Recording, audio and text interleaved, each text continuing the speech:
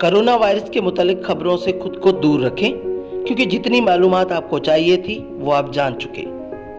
मरने वालों की तादाद के पीछे ना पड़ें। ये कोई फुटबॉल या क्रिकेट का मैच नहीं कि आपको हतमी नतीजा मालूम करना है। इस आदत से बचें।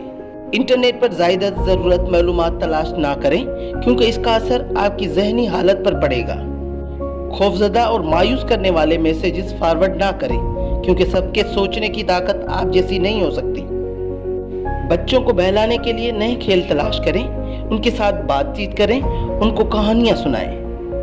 घर में ऐसा डिसिप्लिन बनाए रखें कि सभी अफराद हाथों को धोते रहें। आपका मुस्बत मिजाज आपके इम्यून सिस्टम को बरकरार रखने में मदद देगा, क्योंकि ये बात साबित शुदा है कि मनफी ख्यालात उसको कमज़ोर करते हैं और वो फिर वायरस का मुकाबला नहीं कर सकता। और इन सबसे ज़्यादा अहम अल्लाह पर तवक्ल और इस बात का यकीन है कि ये वबा जल्द ख़त्म हो जाएगी और अल्लाह के हुक्म से हम सब महफूज रहेंगे। मुस्बत रहें, महफूज रहें।